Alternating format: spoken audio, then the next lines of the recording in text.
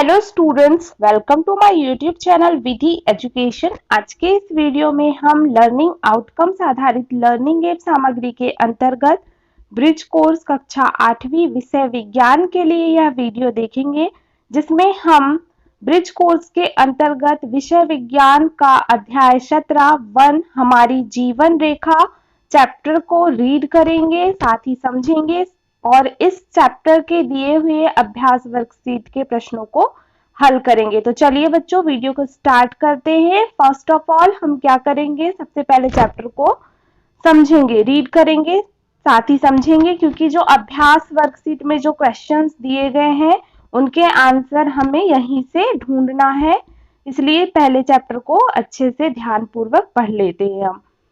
तो चलिए बच्चों स्टार्ट करते हैं। एक शाम बूझो दादाजी के साथ पार्क में गया। उसने उनका परिचय अपने मित्रों से करवाया। सभी पास में स्थित सघन वन में अवलोकन के लिए गए। आगे पे है, हरे भरे वनों को हरे पेड़ों के नाम से भी जानते हैं, क्योंकि यह हमारे फेफड़ों के साथ के समान कार्य करते हैं। यह वायुमंडल में ऑक्सीजन एवं कार्बन डाइऑक्साइड के संतुलन को भी बनाए रखते हैं। वन जल शोधन तंत्र की तरह कार्य करते हैं। वन जीवों का आश्रय एवं आवास। शेर, चीता, बाघ, हिरण, बारहसिंगा, भालू, हाथी, सूकर, बायसेन, गीदड़ सघन वनों में रहते हैं। वन इन्हें आश्रय एवं आवास देते हैं। जंगली वृक्ष या वन क्या क्या है? साल, टीक, सेमल, शीशम, नीम, पलाश, अंजीर, खैर, आंवला, बांस, कचनार, बबूल वन में पाए जाने वाले वृक्ष हैं। वन जीवों का आवास है। जंगली जीव सघन वनों में रहते हैं एवं अन्य जंगली जीव भी वनों में रहते हैं। शोर करने पर ये जीव घबरा जाते हैं एवं हमें नुकसान भी पहुंचा सकते हैं, अतः वनों में शोर नहीं करना चाहिए। अब वितान या कैनोपी क्या होता है?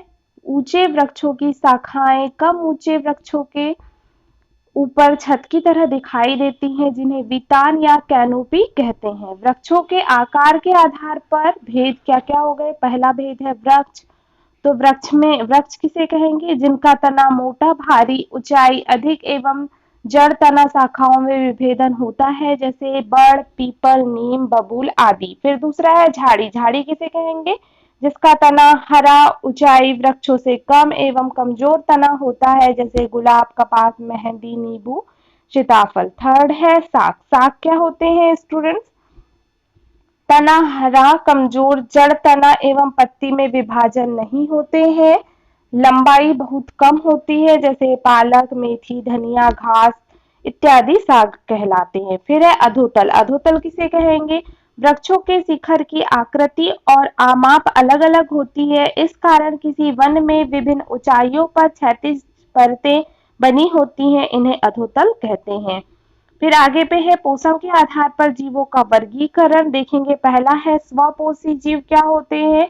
वे जीव जो भोजन या पोषण के लिए स्वयं पर निर्भर होते हैं, जैसे हरे पेड़ पौधे एवं हरी नीली शैवाल।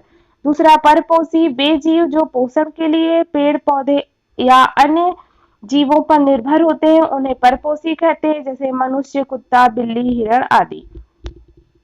तीसरा है मृतोपजीवी। मृतोपजीवी क्या होते हैं? वे जीव जो मरे एवं सड़े गले क्षयमान पदार्थों पर उत्पन्न होते हैं एवं वहीं से पोषण प्राप्त करते हैं, मृतोपजीवी कहलाते हैं। भोजन के आधार पर जीवों का वर्गीकरण। पहला है शाकाहारी। ऐसे जीव जो केवल पेड़ पौधों या उनसे बने उत्पादों पर भोजन के लिए निर्भर होते हैं, शाकाहारी जीव कहलाते हैं, जैसे हिरण, खरगोश, बकरी, गाय। फिर है दूसरा मांसाहारी। तो मांसाहारी कैसे जीव होंगे? ऐसे जीव जो केवल भोजन में मांस का उपयोग करते हैं, मांसाहारी जीव कहलाते हैं, जैसे कि शेर हो गया, बाघ हो गया, सांप हो गया, चील इत्यादि। तीसरा है सर्वाहारी। सर्वाहारी जीव क्या होते हैं? ऐसे जीव जो भोजन के रूप में शाकाहार एवं मांसाहार सभी भोज्य पदार्थों का उपयोग करते हैं, उन्हें सर्वाहारी जीव कहते हैं, जैसे कि मनुष्य, कुत्ता, बिल्ली, चूहा, पक्षी आदि। फिर अगला चौथा अपघटक। अपघटक क्या होते हैं? वह सूक्ष्म जीव जो मरे एवं सड़े गले पदार्थों में उत्पन्न होते हैं होकर जटिल कार्बनिक पदार्थों को कार्बनिक पदार्थों में विघटित कर वनों एवं प्रकृति का शुद्धिकरण करते हैं, अपघटक कहलाते हैं। फिर है 5वां, सूक्ष्म जीव, ऐसे जीव जिन्हें हम साधारण नेत्रों से नहीं देख पाते, जिन्हें देखने के लिए आवर्धक लेंस या सूक्ष्मदर्शी की आवश्यकता होती है, इन्हें सूक्ष्म जीव कहते हैं। अब ह्यूमस क्या होता है? सूक्ष्म जीव मृत पादपों एवं मृत जीवों के ऊतकों को भोजन के रूप में खाकर गहरे रंग के भुरभुरे पदार्थ में बदल देते हैं, जो मृदा के लिए पोषण देने का कार्य करते हैं, ह्यूमस कहलाते हैं। भौम जल स्तर क्या होते हैं? भूमि की सतह के नीचे संग्रहित होने वाला जल भौम जल कहलाता है। वर्षा के जल के प्राकृतिक अवशोषण का कार्य करते हैं, जो भूमि में भौम जल स्तर को बनाए रखता है। फिर है वनों की कमी, तो वनों की कटाई, सड़कों, इमारतों का निर्माण, औद्योगिक विकास, कच्चे माल का वनों में दोहन, पालतू जानवरों की चराई, आग लगना, प्राकृतिक आपदाएं आदि जो है वनों की कमी के कारण है। फिर है वनों का महत्व, तो वन एक गतिक सजीव इकाई है, पहला महत्व हो गया। दूसरा, वन पादपों, जीवों एवं सूक्ष्म जीवों के बीच मिलकर तंत्र बनाते हैं। तीसरा, जल स्तर बढ़ाने में सहायक होते हैं। चौथा, कच्चे उत्पाद वनों से प्राप्त होते हैं। पांचवा, ऑक्सीजन एवं कार्बन डाइऑक्साइड का नियमन बनाए रखते हैं। छठवां, जंगली जीवों को आश्रय एवं आवास देते हैं। और सातवां, ताप को नियंत्रित करते हैं। वन उत्पाद क्या होते हैं? वनों से हमें लकड़ी, कत्था, लाख, जड़ी बूटियां, फल, बांस, मसाले, औषधियां, तेंदुपत्ता, गोंद आदि प्राप्त होता है। तो इस प्रकार से आप उत्तर, इस प्रकार से फिर आगे पे है खाद्य श्रृंखला, तो प्रकृति से विभिन्न जीव भोजन के लिए परस्पर निर्भर रहते हैं। भोजन की निर्भरता में जीव एक श्रृंखला बनाते हैं, इन्हें खाद्य श्रृंखला कहते हैं। जैसे घास, घास कौन खाता है? हिरण, हिरण को कौन खाता है? शेर। इसी प्रकार से घास, घास को कौन खाएंगे? कीट खाएगा, कीट को कौन खाते हैं? मेंढक, मेंढक को सर्प, और सर्प को कौन खाता है? गरुड़। तो इस प्रकार से खाद्य श्रृंखला बनती है। अब देखेंगे स्टूडेंट्स, अभ्यास वर्कशीट है नंबर 1, इसके अंतर्गत दिए गए प्रश्नों के उत्तर देखेंगे। पहला प्रश्न है, वनों में रहने वाले जीवों के नाम लिखिए। तो वनों में रहने वाले जीवों के नाम क्या हो जाएंगे? शेर, चीता, बाघ, हिरण, बारहसिंगा, भालू, हाथी, सुअर, गीदड़, बाइसन आदि। फिर है दूसरा प्रश्न, अपने क्षेत्र के आसपास के वनों में भ्रमण करने के बाद वनों में पाए जाने वाले जंगली पौधों के नाम लिखिए। तो क्या क्या हो सकते हैं? शीशम, पलाश, बबूल, सागौन, साल, महुआ, नीम, आंवला, अर्जुन, हर्रा आदि। प्रश्न नंबर तीसरा है स्टूडेंट्स, वनों को हरे फेफड़े क्यों कहते हैं? ये पर्यावरण के लिए क्यों महत्वपूर्ण है? तो उत्तर हो जाएगा, हरे भरे पेड़ों को हरे फेफड़ों के नाम से भी जाना जाता है, क्योंकि वह हमारे फेफड़ों के समान कार्य करते हैं। यह वायुमंडल में ऑक्सीजन व कार्बन डाइऑक्साइड के संतुलन को बनाए रखते हैं। प्रश्न नंबर चौथा होगा स्टूडेंट्स, वनों में भ्रमण के दौरान हमें शोर क्यों नहीं करना चाहिए? तो उत्तर होगा, वनों में भ्रमण के दौरान हमें शोर नहीं करना चाहिए, क्योंकि शोर करने से जीव घबरा जाते हैं और हमें नुकसान भी पहुंचा सकते हैं। अब नेक्स्ट क्वेश्चन है क्वेश्चन नंबर 5, वितान या कैनोपी का वनों के संबंध में क्या अभिप्राय है? तो उत्तर होगा, ऊंचे वृक्षों की शाखाएं कम ऊंचाई के वृक्षों के ऊपर छत की तरह दिखाई देते हैं, जिन्हें वितान या कैनोपी कहते हैं। फिर है छठवां प्रश्न, अधोतल शब्द से क्या समझते हो? तो उत्तर होगा कि वृक्षों के शिखर, आकृति और आमाप अलग अलग होती है। इस कारण किसी वन में विभिन्न ऊंचाइयों पर क्षैतिज परतें बनी होती हैं, जिन्हें अधोतल कहते हैं। फिर अगला प्रश्न नंबर 7वां, वनों से हमें कौन कौन सी वस्तुएं प्राप्त होती हैं? तो वनों से हमें लकड़ी, कत्था, लाख, जड़ी बूटियां, फल, मसाले, औषधियां, तेंदुपत्ता, गोंद आदि प्राप्त होता है। अगला प्रश्न स्टूडेंट्स, प्रश्न नंबर 8वां, वन जीव जंतुओं की किस तरह सहायता करते हैं? तो उत्तर हो जाएगा, पहला पॉइंट, वन जीव जंतुओं को आश्रय एवं आवास देते हैं। दूसरा पॉइंट, जीव जंतुओं को भोजन भी वनों से ही प्राप्त होता है।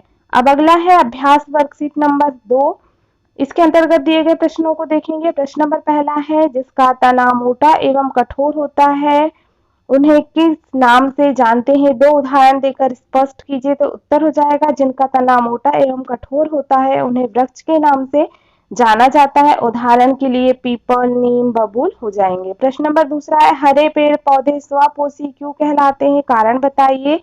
तो उत्तर हो जाएगा, हरे पेड़ पौधे जो कि अपने भोजन तथा पोषण के लिए स्वयं पर आधारित होते हैं, अर्थात प्रकाश संश्लेषण की क्रिया द्वारा अपना भोजन स्वयं बनाते हैं, इसलिए हरे पेड़ पौधे स्वपोषी कहलाते हैं। अर्थात जो अपना भोजन स्वयं बनाते हैं वो स्वपोषी के अंतर्गत आ जाएंगे, तो इसमें हरे पेड़ पौधे और नीली हरी शैवाल आ जाएगी। अब है अगला प्रश्न नंबर तीसरा, सर्वाहारी जीवों के 3 उदाहरण बताएं। तो सर्वाहारी जीवों के 3 उदाहरण हो जाएंगे मनुष्य, कुत्ता, बिल्ली आदि।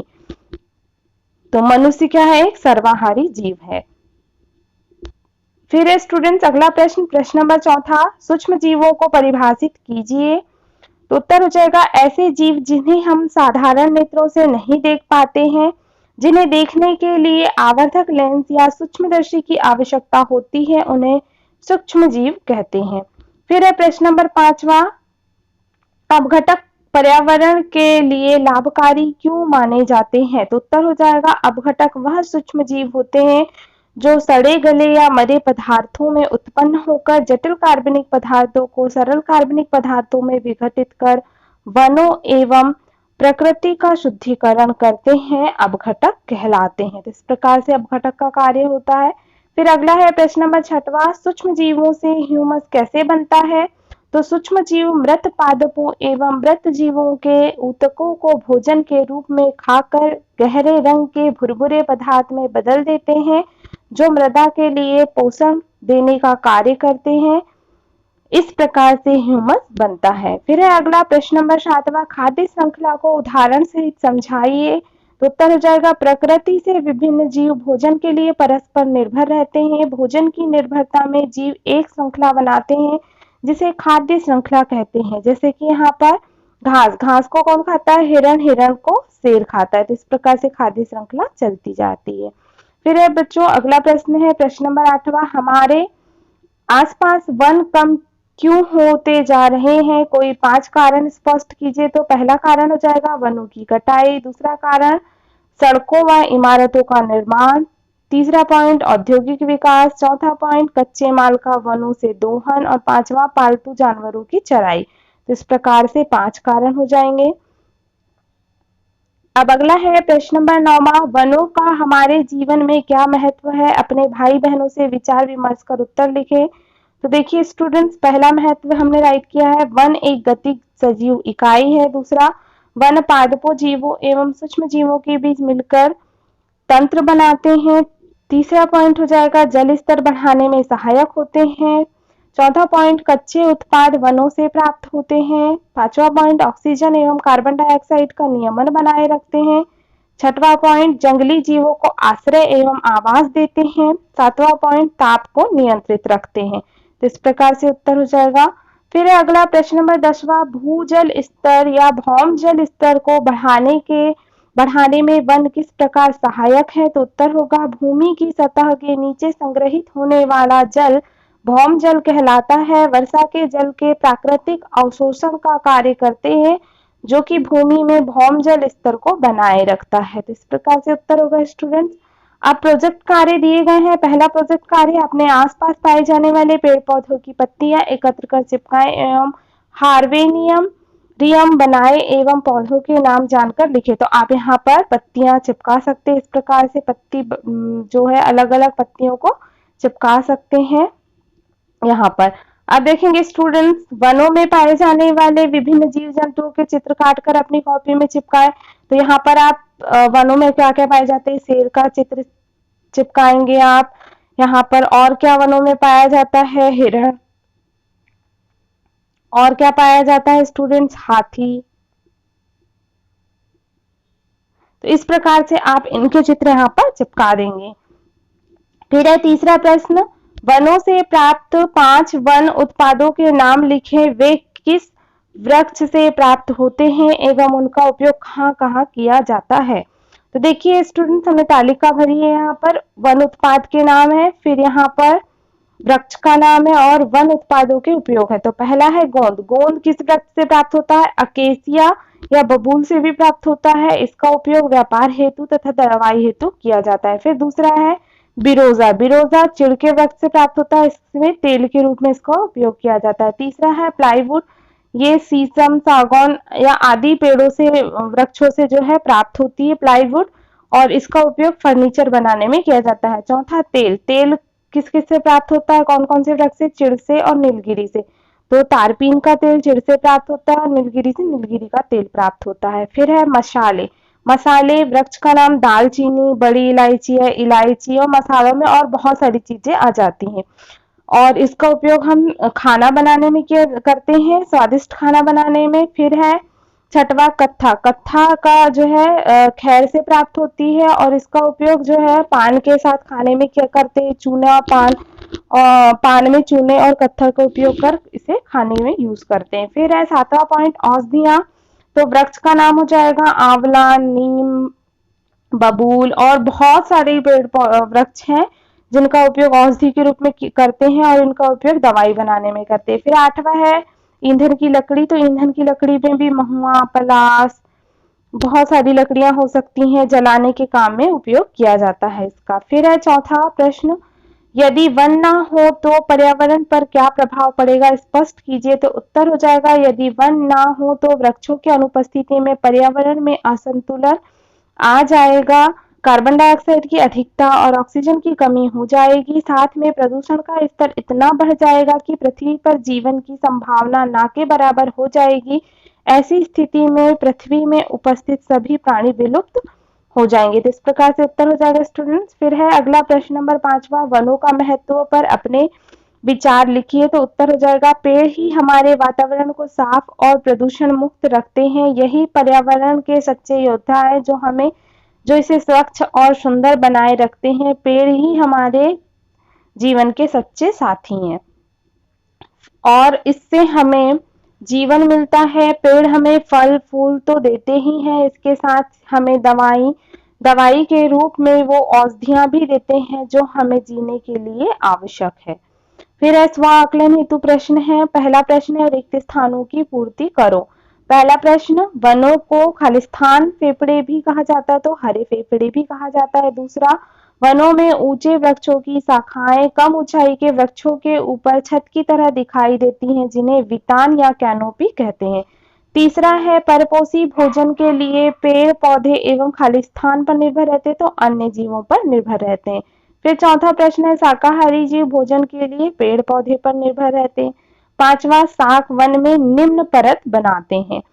अब सही जोड़ी बनाओ, तो सही जोड़ी को मिलान करते हैं स्टूडेंट्स। देखिए, वनों की ऊपरी परत, तो यहाँ पर क्या आ जाएगा? ये कैनोपी वितान। फिर सर्वाहारी जीव, तो मनुष्य, कुत्ता, बिल्ली सर्वाहारी जीव कहलाते हैं। फिर मृतोपजीवी, तो मरे एवं सड़े गले पदार्थों पर उत्पन्न सूक्ष्म जीव को ही मृतोपजीवी कहते हैं। फिर है भौम जल स्तर, तो भूमि की सतह के नीचे का जल स्तर भौम जल स्तर कहलाता है। वन उत्पाद में क्या क्या जाएंगे? गोंद, कत्था, लकड़ी, लाख, जड़ी बूटी इत्यादि, ये क्या है? वन उत्पाद है। फिर है स्टूडेंट्स अगला प्रश्न, प्रश्न नंबर 3, सही गलत लिखो। तो सही गलत लिखना है। पहला है, वनों में सभी अवयव एक दूसरे पर निर्भर रहते हैं, कुछ भी व्यर्थ नहीं जाता, तो ये क्या हो जाएगा? सही हो जाएगा। फिर दूसरा प्रश्न है, वनों में वनस्पतियों की विभिन्न परतें जंतुओं, पक्षियों और कीटों को भोजन और आश्रय प्रदान करते हैं, तो ये भी सही हो जाएगा। फिर है तीसरा, वन जलवायु एवं जल चक्र को प्रभावित नहीं करते हैं, तो ये गलत हो जाएगा। फिर है चौथा, सूक्ष्म जीवों द्वारा मृत पादपों एवं जीवों पर क्रिया द्वारा बनने वाला उत्पाद ह्यूमस है, तो ये सही हो जाएगा। फिर पांचवा प्रश्न है, सूक्ष्मदर्शी या आवर्धक लेंस की सहायता के बिना भी सूक्ष्म जीवों को देखा जा सकता है, तो ये गलत हो जाएगा। तो इस प्रकार से देखा स्टूडेंट्स, इस प्रकार से ब्रिज कोर्स के अंतर्गत कक्षा 8वीं का विज्ञान विषय का अध्याय 17 वन हमारी जीवन रेखा के अभ्यास प्रश्नों को हमने इस वीडियो में हल किया। आई होप आपके लिए यह वीडियो हेल्पफुल रहा होगा। अगर वीडियो अच्छा लगा हो तो वीडियो को लाइक करिए, अपने फ्रेंड्स के साथ इस वीडियो को अधिक से अधिक शेयर करिए तथा मेरे चैनल पर नए हैं तो जल्दी से चैनल को सब्सक्राइब कर दीजिए। साथ ही अन्य वीडियो देखने के लिए आप इस वीडियो के डिस्क्रिप्शन में जाकर के उन वीडियोस की लिंक प्राप्त कर सकते हैं। Thank you for watching my video. मिलते हैं नेक्स्ट वीडियो में।